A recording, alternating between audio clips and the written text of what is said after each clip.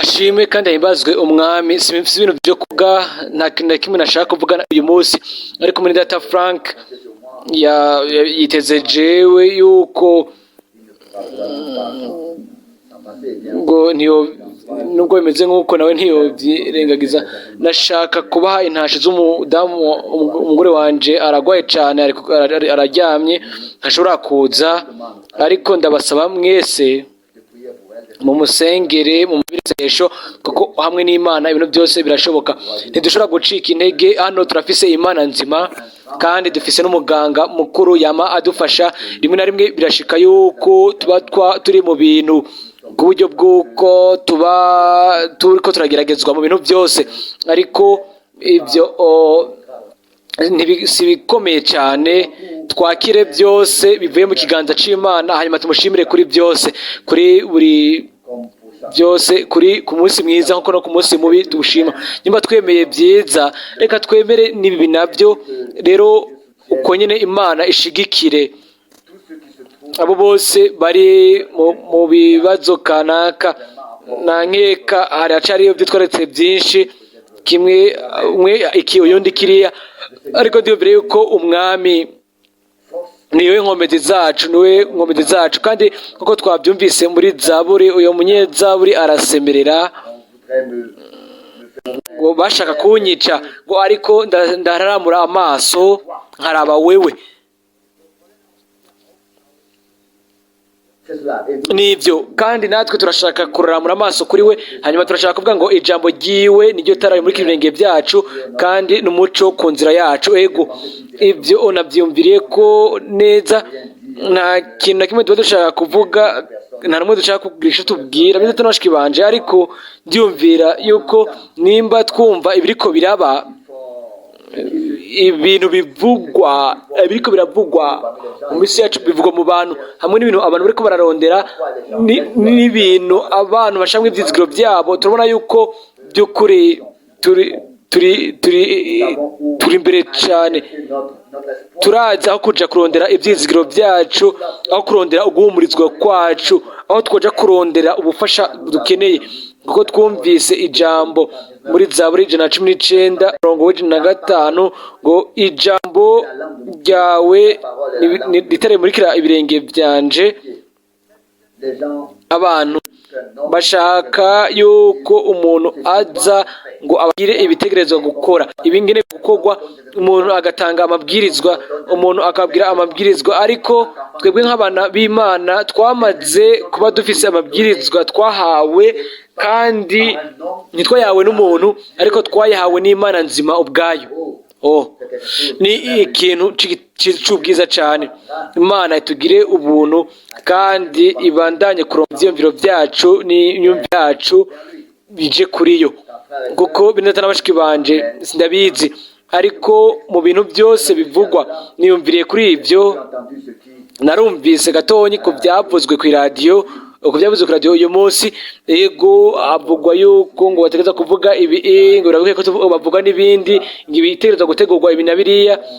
Nibwiye ati mana, mbega tugiye kuyesaha, kandi n'amasaha ya nyuma, n'ibihe bya nyuma ibyo tubayemwo, kandi nk'uko Mwendata Branham yabivuze mu buryo bw'ubushobozi, aravuga ngo ibyo bintu byose bizoshika mu mashengero, mu bumwe bw'ishengero, mu rufatanye rw'amashengero, kandi ibyo byose bizokoranirizwa hamwe.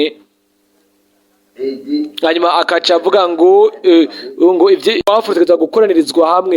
Mbega ni kubera iki rero rwafu ibyatsi rwafu, mbega ni kubera iki rukoranirizwa hamwe? Ni kugira ngo ruturigwe, ni kubera umuriro.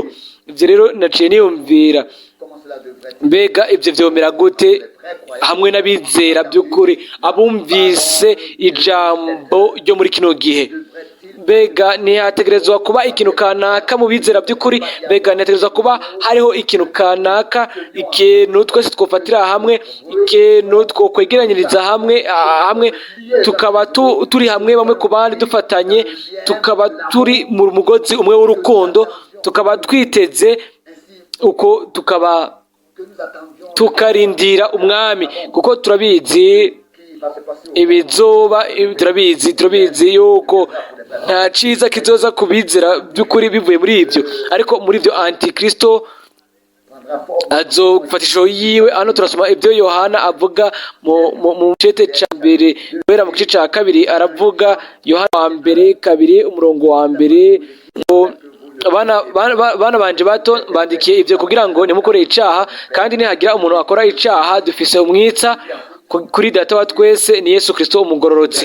Agaca avuga hano ku murongo w'umunani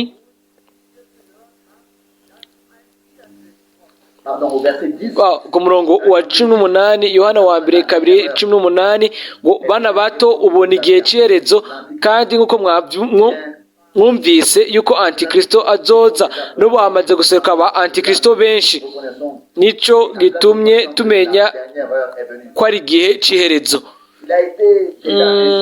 Niko byari bimeze no minsi, iyo minsi nta gutangarare yuko kubona yuko ibintu byose ariko biruzura, ntitwotangara bidatana bashiki banje, ariko turabona n'amaso yacu bwite yuko ibihe bya nyuma, utwanya twa nyuma tuko turashika, iminota ya nyuma iriko irashika, kandi ibyo rero byankuriye mu mutima cyane. Sinzi ariko ntegeza kubivuga, izamugwa rizaje, umwami azozamura abiwe. Ibibaye ibihambaye kuri jewe, nibwiye ati mbega isaha, mbega nisangahe, isaha igeze, igihe tubona ibyo bintu byose. Haheze imyaka mikenya igihe twari tukiri hariya mwibarabara Ubertus, ibintu byose byari bitekanye bituje, nta kintu kimwe cyari gihari, twumviriza ubutumwa bwa Mwene Data Branham kiriya gihe, kandi tukumviriza ahavugwa ibyo bintu byose yuko amashengero yishize hamwe azoba ari. Uyu munsi mwumvise ibyo uriya mugabo akomeye wo mu ishengero rya Protestant avuga, ego barindiriye kubona ngo aho ishengero ryo Katolika rizobasanga rikabasanga. Mwese mwabyumvise, sinzi nje nabyumvise nk'uko mu makuru, ubwo nyine murabizi, ego bashaka kugira umutima umwe bakaba ubugingo bumwe. Mbega ibyo nibiki? Ibyanditswe bisohoza imbere y'amaso yacu. Bene data n'abashiki banje, ibyo bitegerezwa natwe kudushira hamwe, kutwunga bamwe ku bandi. Igihe tubona ibyo bintu byose twategerezwa kubira urukundo imbere y'umwami, kuko turabibona yuko ukuza kwiwe kuri hafi. Ngo bato ubu ni igihe cy'iherezo. Yohana wa mbere kabiri 18, bana bato ubu ni igihe cy'iherezo. Ego Yohana hamwe nuko kwitega gukomeye, nuko kurindira gukomeye yari ngaho, kandi turabona biciye ku Mana nimba uguharura kw'igihe, yarabona ko ni igihe cy'iherezo. Yarabona yuko hari ba antikristo benshi bamaze guseruka bagwanya uko kuri kwari ko gutangwa kuhabwa abizera by'ukuri kiriya gihe kera, ariko kubizera by'ukuri kuri bo ibintu byose byari byumvikana, kuko acavuga hano ku murongo wa 19 bavuye muri twebwe. Ibintu byo muri Branham yarabivuze mu buryo bwumvikana cyane mu bihe by'ishengero, ngo ariko ntibari abacu. Iyo baba ari abacu, Yohana wa mbere kabiri 19, ngo bari kuguma baragumanye natwe, ariko icyatumye batuvamwo kwari kugira ngo bahinyuke bose ko atari abacu. Umurongo wa 20, namwe mwarobanujwe amavuta n'uwera. Ibyo nibyo bijanye nabyo. Ibi nibyo Yohana hano ariko abwira abizera by'ukuri, kandi nimbere ko aya majambo ni mashasha. Aya majambo arumvikana kuri twebwe muri kino gihe, aho dushobora kuvuga ngo ntumwa Yohana by'ukuri watuvugishije mu kwandika ibi muri kino gihe. Mbere mwino saa tuko turasoma ano majambo, ego sinabizi, ariko mpwemu yera yemeye ko aya majambo yandikwa uku kugira ngo dushobore kuyasoma ubu muri kino gihe nyene muri kino gihe, kuri no saha nyene, muri ino saha. Bene data n'abashiki banje, mbega turindiriye iki? Sinzi, ariko mbega ntitwoshobora kuvuga duti mwaronse mwarobanujwe amavuta. Mbega amaso yacu ntiyugurutse kuri ibyo bintu? Mbega ntitubona Imana yaduhaye igikorwa bw'ubuntu? nshaka kubabwira gusa ikintu kimwe, nimuvugishe umwe muri bariya bantu kugira ngo umenye niba yobibona cyangwa atobibona. Kandi nshaka kubabwira ikintu kimwe, ubutumwa, ijambo ry'Imana ryaciye ku gihugu cacu, ryararenganye, byigijwe mu bisagara byose, mbere nka byose bica no kw'iradiyo. Ubutumwa bwaciye no kw'iradiyo. Mbere turashobora kuvuga yuko ibitabo byaragiye birashika mu bushikiranganji. Mbega ninde yabitahuye? Bene data n'abashiki banje, ni gusa uyo afise ugusigwa canke uwarobanujwe amavuta kwa Mpwemu Yera niwe azobitahura. Abasigaye bandi ntaco bizoba bibamariye. Nibyo byaba muri kiriya gihe. Murabizi, bose barumvise umwami avuga igihe ari ngaha, bose barumvise ijambo ry'ukuri igihe Petero yaseruka. Hanyuma turashobora kugenda tugashika kure, ariko ninde yabyakiriye? Ninde yakiriye iryo jambo? Ninde byabaye ibyumvikana muri iriya minsi ya kera? Ninde bizo bibyumvikana mu bihe byacu? Biratabanje na bashigwanje, nimwiyumvire gatonyi. Aho rero sinzi kizodushikira, sinzi ikizova kuri jewe. Nidushobora kuguma twinyegeza duceceka, ariko durashobora gushimira Imana yacu n'imitima yacu yose n'umunwa wacu wose, umunwa wacu wuguruye kubw'ubuntu ubwo yaduhaye kandi n'ubuntu ubwo twahawe. Umurongo wa 20, Yohana wa mbere 2:20, namwe mwarobanujwe amavuta n'uwera, ngo mwasizwe n'uwera, kandi ngo muzi byose, mwashikiriye ubumenyi bwose. Mbega ibisi by'ubwiza, mbega ibisi by'igitangaza. Ngo murabizi twabisomye muri no weekend yuko mu iherezo y'indwi Salomo yashakagira ubwenge, yashakagira ubumenyi, yashaka kumenya uburongozi bw'Imana nzima. Nibyo twize ko mu iherezo ry'iyinga riheruka. Murabizi hano turabona nk'uko Yohana abivuga yuko abera baronse ubumenyi, baronse ubwenge. Mbega ibisi by'igitangaza, bene data n'abashiki banje, kandi aratubwira ingene twaburonse. Nashaka kubasemera ikintu kimwe, bene data, nimba ubumenyi n'ukumenya ubumenyi Imana itanga nimba bwinjiye mu mutima, aho rero urukundo rw'Imana rutegerezwa kuba mu mitima yacu, kubera yuko biciye kuri Mpwemu Yera niho byabereye. Aho rero turashobora guhagarara gusa tugakundana bamwe ku bandi, tukaja hamwe, tukaba mu kwitega uguseruka gukurikira k'umwami. Nshaka kubabwira ikintu, nimba ubumenyi nivyo tuzi bitaje kuri twebwe nk'uko bitegerezwa kuzana, kuvuga bitaje mu gusigwa kwa Mpwemu, aho rero tuba mu guharira mu bihariro mu bice, aho tuzojamwo ibice, ariko sabera abera ntibagabugwa. Kubabwira mu mutima uwize kuri hazoba hariho amahoro, hazoba hariho ubumenyi, hazoba hariho urukundo. Aho niho bizoba biri. Ico kintu kiba giharuko. Murabizi, ntidushobora kureka ngo duhagarike umuntu n'umwe, dushobora guhagarikwa n'umuntu n'umwe, ngo duhagarike n'umuntu n'umwe, ngo tureke kuja mwino nzira n'umuntu n'umwe abitubuze. Oya, tugomba kuja imbere tukaraba Imana nzima kuri twebwe twese, yacitse byose muri twese. Bene n'abashiki banje bakundwa, aya majambo yabaye ayambaye kuri jewe ni ikintu cy'ubwiza cyane. Ubure umurongo wa 22, mubeshi ninde ataruhakana ko Yesu ari Kristo? Niwe antikristo, akana data wa twese n'umwana. Twobandanya gusoma, ariko nta gukekeranya. Uwahakana yuko Yesu ari wasizwe n'Imana, ari we Kristo, ari we Mesiya, ego murabizi.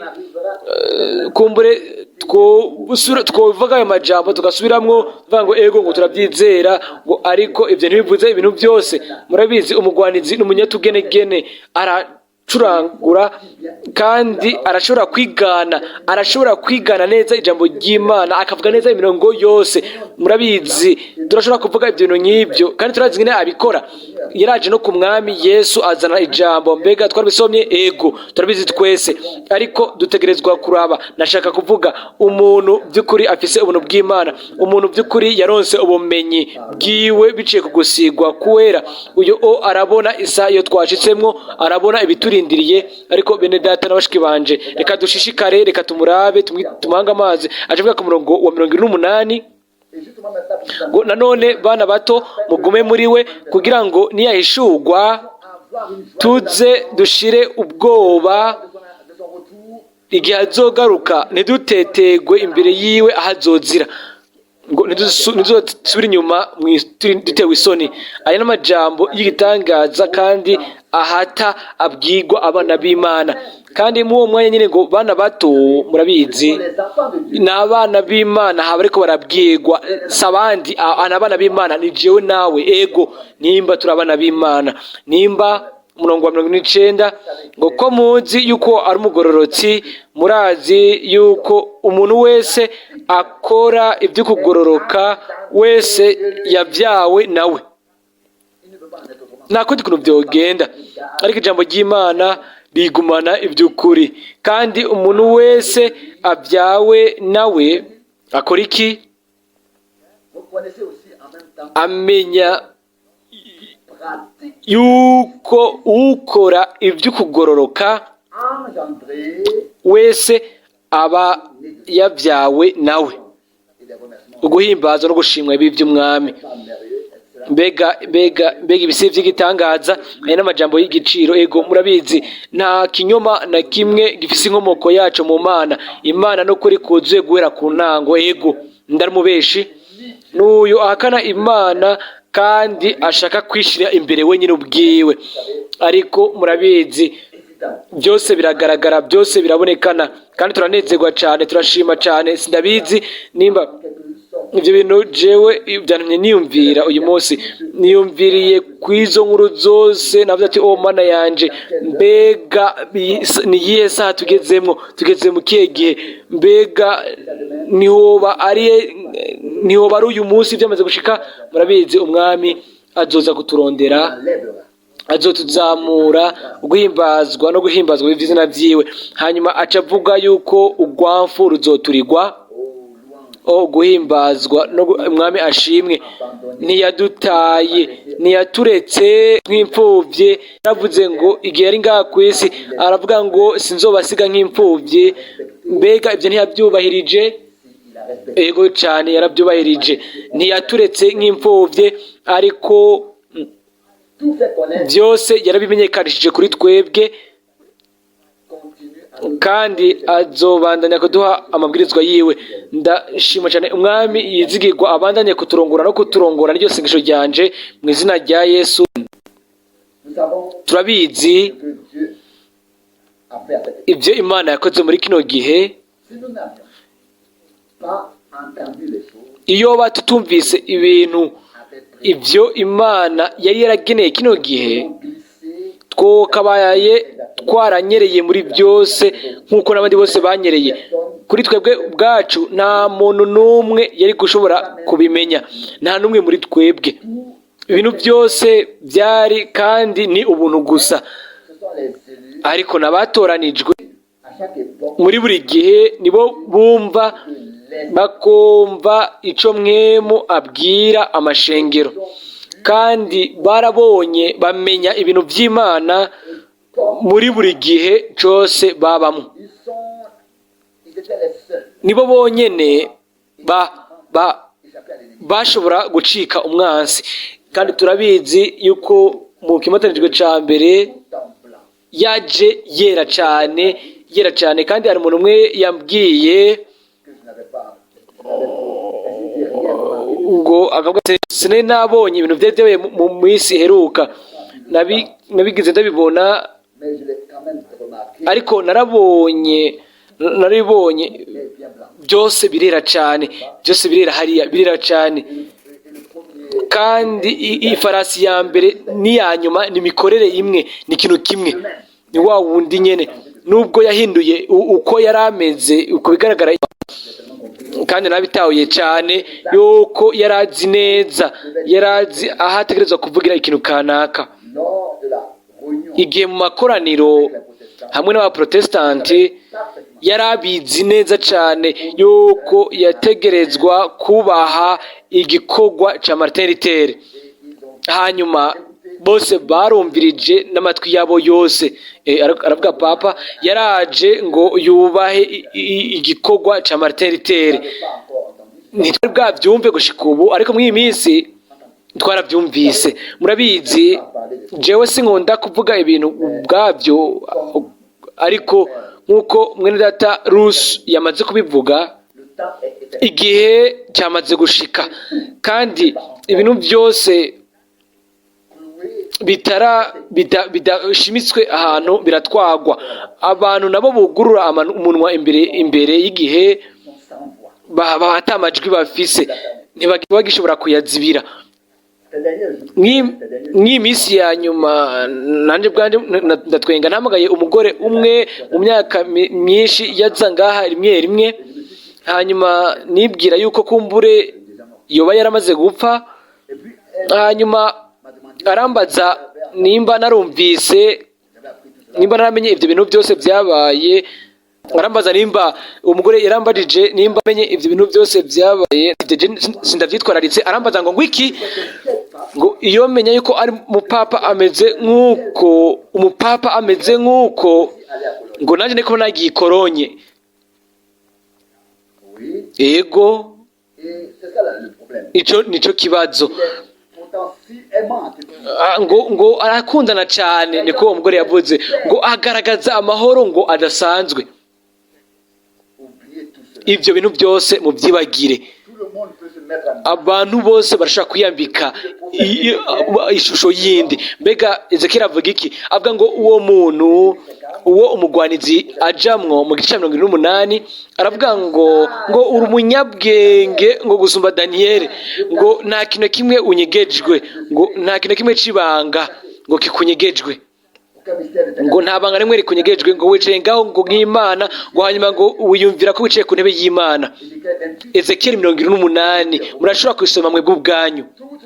Ibyo bintu byose byaravuzwe mu buryo bwumvikana, bivugwa n'abahanuzi neza mu buryo bwumvikana, ariko ntegerezwa gushimika kuri ico naco.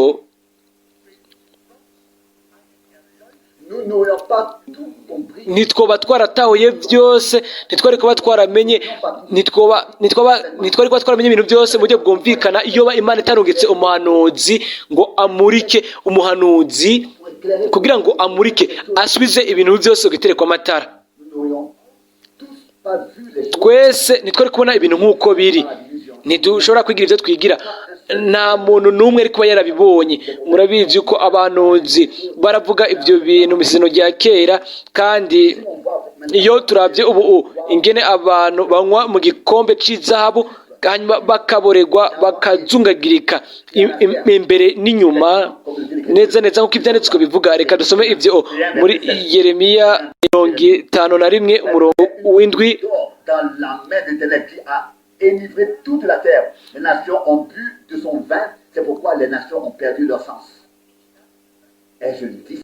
Nk'uko ibyanditswe bivuga, Yeremiya 51 umurongo w'indwi. Babuloni cyari igikombe cy'izahabu mu kuboko k'Uhoraho cyaboreje isi yose, amahanga yanyoye kuri vino yaco, nicyo gico cyatumye azimira ubwenge. Mbega nje mvuze ibyo? Je nasomye gusa. Nibyo Imana yavuze biciye mu bahanuzi, umuhanuzi imbere yuko n'ibintu uko bitera imbere yarizi iherezo, kandi yavuze ibyo yihe.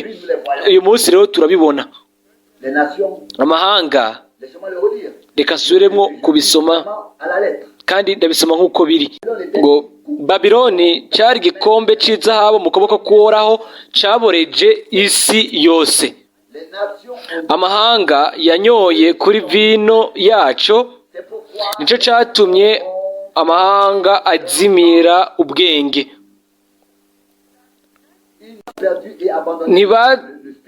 Ntibimwemu gusa, ahubwo batakaje n'ubwenge, atari uko bomenye yuko ibintu bidakugwa nk'uko. narabibonye umunsi umwe kandi ibyo byanyibukije amanama igobel amashi n'ibintu byose bariko barakora ibintu kuburyo batashobora kubandanya kuvuga babanza guhagarika bakanuma kubera yuko ugukoma kw'amashi kwari kwinshi cyane impundu z'amashi hariya mu nama y'igobels ntibishika iminsi yose byari ibiriko biratangazwa bakwiragiza ku buryo bw'uko abantu bumva batwawe cyane bose bahakwa kugwa mbega ibyo byari biki byose nk'uko byavuzwe bana bato isaha ya nyuma yashitse hanyuma intumwa Yohana nk'uko atakintu kimwe twe twashobora kumenya ari nimwe mu Imana yavugira muri we ugusigwa uko yavuga ko ari kuri we kandi kubwo uko gusigwa nyene niho yashobora kuvuga ibyo bintu kandi nimba ugusigwa kuri twebwe uyu munsi turatahura ibyo bintu kandi yavuzwe ngo murafise ugusigwa kwera kandi aho rero turavuga ati Yohana nawe wari ugufise kiriya gihe hari ugusigwa kuri wewe mbega byari biki canke ninde yabihishuriye Yeremiya hano izero rya kera mu gihe bwari hanavugwe n'intango y'ibyo bintu bihari ntahari bwaboneke n'agace na gatonyi ibyo byaranditswe byandikwa muri kahise ku Mana navuga ngo igikombe cy'izahabu kizoba ari mu kuboko k'Uhoraho ngo kizoboreza oya avuga ngo igikombe cy'izahabu ngo cyari Babuloni mu kiganza cy'Uhoraho mu kuboko k'Uhoraho abahanuzi bashobora kubona igihe cyose bakibona imbere y'uko kiba bakabona ibintu byari bigiye gushika nk'aho byari byamaze gushika kandi bashoboye kwandika kahise bayandika imbere y'uko mbere inatangura kuba inkuru imbere y'uko iba narabivuze hano kanaka mu gatabo gazunguruka abantu baricara bakandika iby'inkuru bya kahise igihe bibaye ibya kahise nyine byarenganye ariko Imana yo yari ifise abanditsi bayo imbere y'uko ibyo bya kahise bitangura hanyuma ivuga ibintu byari bigiye kuzoba hanyuma hano hakaca havugwa yuko isi yose yaborejwe na Babuloni nicyo gituma batakaje ubwenge ariko hariho ubwoko butatakaje ubwenge ubwo ni ubwoko bw'Imana igihe havugwa mu byahisho Yohana mu gice cya 13 mu gice cya nyuma ngo ngo hanenge buserukira ngo ofise umuntu yabutakaje ntashobora guharura igitigiri cy'igikoko ariko umuntu afise ubwenge naharure igitigiri cy'igikoko kandi ni igitigiri cyaco ni 336 abantu bose baba ku gikombe cy'izahabu biba mwizahabu bitemeze nk'uko kitari mwizahabu abantu ntiboja gukiraba ntibokwa ariko mbega mu gikombe cy'izahabu hari iki ntabwo hari iby'inyuma tuvuga uburozi buri mu ico gikombe kandi umuntu wese abinyweye anywa ubwo burozi hanyuma akaburegwa hanyuma kandi nk'uko byanditswe hano ngo ubwoko bwazimiye ubwenge umwe wenyine yabugumije ni umushatsiri wacu Smith kandi ibyo turabimushimira ku bwacu ntiyashaka gufata inzira y'ijikanosa ariko hanyuma n'ibyo byose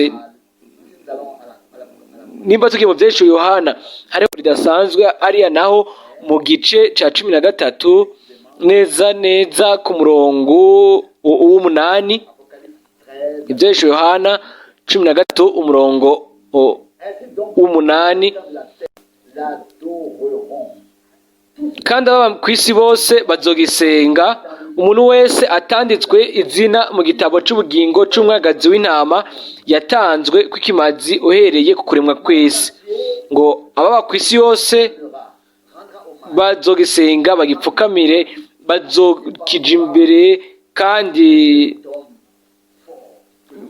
bazokwiyumvira uwo muntu akomeye isi yose irindiriye ego isi yose ishaka umuntu ashobora gutorera inyishu ibibazo byabo, kandi azobitorera umuti mu buryo bwiwe. Mbere ibintu byose afise ntidukeneye kubihangayika ko ibintu byose bikora mu buryo bwiwe. Mbega turi hano kugira ngo tuvuge ibya politiki kuno mugoroba? Oya, tuko twibwira ku ijambo ry'Imana, kandi ibyo tuko twiga ko birakomeye gusa uko tubyumvira. Dutegereza kuba abashima ku byo Imana yaduhaye kubwo ubuntu. Ubwa mbere yaratumurikiye, yatwuguriye amaso, kandi yadusize na mpwemu yera kugira ngo dushobore kumenya uyu agenda imbere muri kino gihe. Kandi nk'uko byavuzwe kiriya gihe kera ngo bana bato, isaha ya nyuma yashitse, isaha ya nyuma yashitse. Ingene mpwemu w'Imana tuvugisha biciye muri uyo muntu w'Imana. Muri kiriya gihe kera nk'uko nabivuze, kahise kanditswe yuko kaba iby'inkuru mbere n'ibyanditswe mu Isezerano Rishasha, n'ibyavuzwe bikandikwa kiriya gihe kera bisohoza mu gihe. Ibyo bisohoza uyu munsi, jewe nawe turabibona. Ni twebwe rero iri jambo ririko rirabwirwa mu bana bato, ni isaha ya nyuma. Nk'uko yashaka gusuka umutima we wose, atari kuvuga gusa ngo bana, ariko bana bato, nk'aho yashaka kubagumbira ku mutima, ababwira ati nimunyumvirize ubu rero ndafise ibintu bimaramaje kandi bikomeye shaka kubabwira, ni isaha ya nyuma. Hanyuma akaca avuga ngo ibyo nibyo bitumenyesha yuko isaha ya nyuma yashitse. Mbega tubimenya gute? Hariho benshi, hariho ibimenyetso byinshi bitandukanye, ariko nk'uko ibyo nabyo byamaze gushimikwa ko igihe tumenye yuko isaha ya nyuma yashitse, dukundane, ndabasundane ku bandi, kandi dukunda Imana kusuba ibindi bintu byose, kandi ari urukundo rwayo.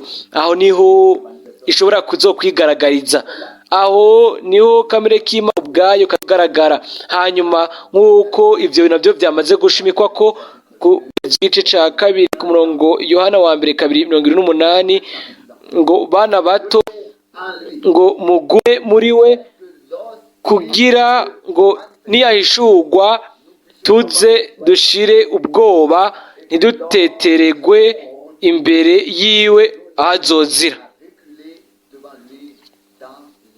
Ngo ntiduzosubire inyuma turi n'isoni. Imana ibime nawe ibiguhe, kandi by'ukuri twishira mu buntu bw'Imana. Kandi nk'uko twabiravye hano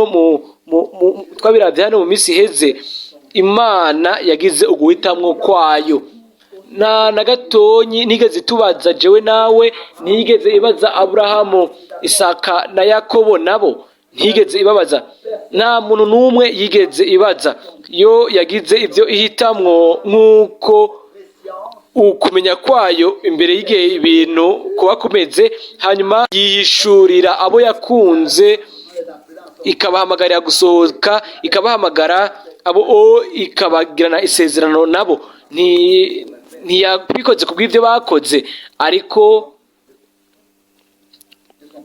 ni kubwo kugomba kwayo kuzuye. Kugomba kwayo kuzuye. Hano umwami aratubwira, canke intumwa bice kuri mwe mu w'Imana, asomye umurongo wa 8, Yohana wa mbere 2:8, nanone bana bato mugume muri we kugira ngo niyahishurwe tuze dushire ubwoba, ntiduteteregwe imbere yiwe ahazozira.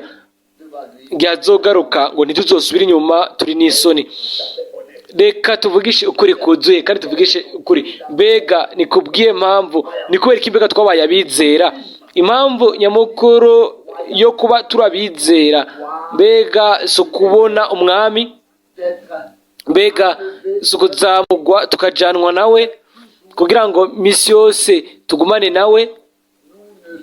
Ni twabaye abizera gusa kugira ngo tube muri buno buzima tugenda twicisha bugufi nk'uko? Oya, twabaye abizera kubera yuko twaronse ubushizi bw'amanga bw'ubwiza bw'Imana buri inyuma ya buno buzima.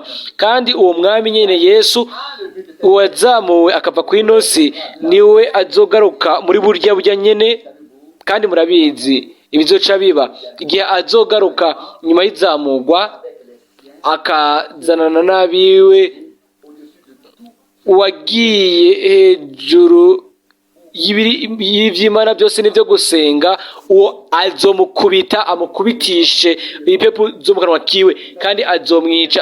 Aho n'igihe azoba agarukanye n'abiwe aje Bitesane kabiri. Imana yacu izokora byose mu gihe gikwiye kandi byose bizoba muri gahunda, izokora byose. Nta muntu n'umwe azokwidodomba canke ngo yidodombe, oya, byose bizokorwa neza mu gihe gikwiye. Ikintu nyamukuru nuko gusa tutosubira inyuma mw'isoni Umwami wacu azoza igihe azoba agarutse. Kubw'ivyo rero atugire by'ukuri ubuntu, akugire ubuntu wewe nanje angire ubuntu, kugira ngo tureke twitegure kumbure no gutunganywa hamwe n'ibintu byose bikurikira birajana n'ivyo. Kumbure umugwanizi yiyumvira yuko atugira nabi, atwononera, ariko Imana yo, Imana ntiyemera yuko atugirira nabi, kubera yuko mu by'ukuri ibintu byose nivyo kutugira neza, bitugirira neza twebwe. Umugwanizi bimubaza mu mutwe, Imana igahindukiza ikibi mu ciza, bikatubera agakiza kuri twebwe, hanyuma kwerezo tukamushimira. Ego nuko nyene niko bigenda hamwe n'Imana.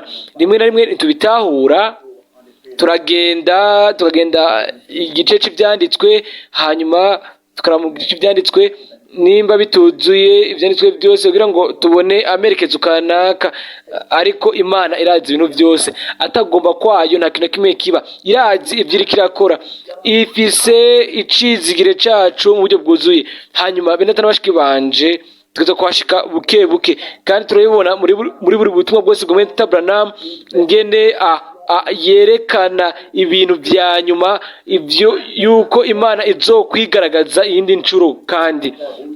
Kandi igihe muri Latarusi yavuga yuko ico gihugu nivyo Dr. von Hutten yavuze ivyo bintu byose mw'idonido mu kinyamakuru c'ivugabutumwa umwaka nyuma y'uwundi. Abantu babizi cane gusumba uko twovyipfuza, bazi ibintu byinshi uko twobikunda, twoshaka ko babimenya. Barabizi, bahawe amakuru kandi berekanye inyifato yabo nico bahisemwo. Ariko Imana irafise amasigarira, irungika ijambo ryayo, ariko ijambo rihamagara ubwoko bwayo ngo ubwoko bwayo busohoke. Ijambo ryayo ntiribwira abantu bose, ariko ribwira amasigarira ayo Imana ifitanye nabo imigambi. Nibyo turabizi yuko Umwami wacu yaraje aza ku bw'abiwe, atanga ubuzima bwiwe ku bw'abiwe. Iryo jambo nararyumvise igihe umugabo yavuga ngo naje ngo nk'umwungere mwiza ngo ntanga ubuzima bwanje kubw'intama zanje. Ubu ni papa yabivuze.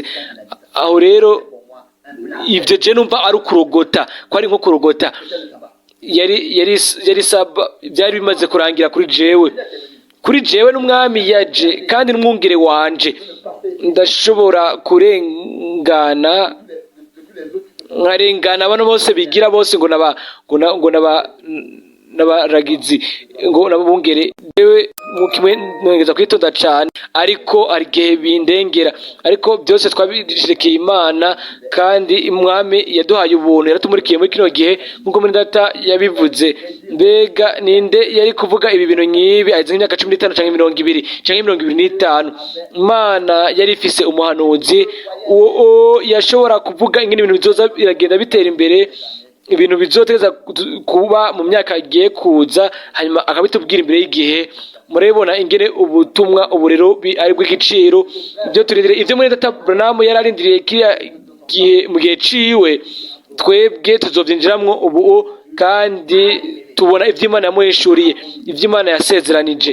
Kandi Umwami ntazotureka atanyisho aduhaye, azokwemeza buri jambo ryose, azosoza buri sezerano kandi abiwe mu buryo bw'ikaza kubw'ubuntu. Kandi nkuko byavuzwe mu ijambo ryatangujwe turinjira mu kinogo tukagisohokamwo, abantu badutaye mu kinogo Imana iradusohorayo. Rimwe na rimwe biciye mu makosa yacu bwite. Naciye niyumvira kuri Yonasi. Yona yategetswe kuja i Ninewe, hanyuma agenda i Tarushishi, hanyuma ikiyaga kirahubana. Yarabizi neza nubwo yarasinziriye igihe bamuvyura, hanyuma bakamubaza ivyo ariko biraba, hanyuma arababwira ati je ni muntu mu kiyaga muzogira amahoro.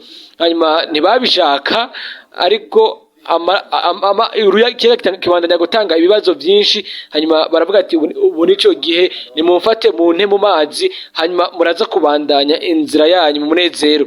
Hanyuma barasubira barasenga ngo Mana ntudushavurire ntubidoreko, ariko tukatumushire mu muryango. Bamujinaga umuryango bamuta mu kiyaga, ariko mu gusaba ngo Imana ntibashavurire kubera yuko bakoze ikintu nk'ico, kandi bakaba batumye ubuzima bw'umuntu bumera nk'uko. Oya, Imana yari yaremye ifi kugira ngo ihite imufata, hanyuma imutware ku nkombe, bisigurwa ngo imujane aho yategetswe kuja i Ninewe. Mbega haciye habiki ngaho? Yona yaciye yisanga ari indani, nta kintu na kimwe yarasigaranye kiretse kuraramura amaso. Ntiyari kuguma hariya hasi, yari hariya munsi, ntiyashobora kuja munsi, kandi guwe gusa yararamuye amaso. Yaho yararamura amaso gusa, murabizi vyabaye. Hanyuma yitegereza urusengero, yiyumvira ku Mana yari yatanze itegeko ryo kubaka urwo rusengero. Urwo rusengero ata Mana yaba ari inzu isanzwe gusa, ariko urusengero hamwe n'Imana, hamwe no kugomba kw'Imana, cari ikibanza aho Imana yigaragariza ikiyerekana. Mbega ni kangahe twabivuze, ishengero ry'umwami ni ikoraniro, ni ishengero. Ariko nimba Imana ishobora kwishura mu kwera kwayo, ni ishengero rizima, ni ishengero ry'Imana nzima.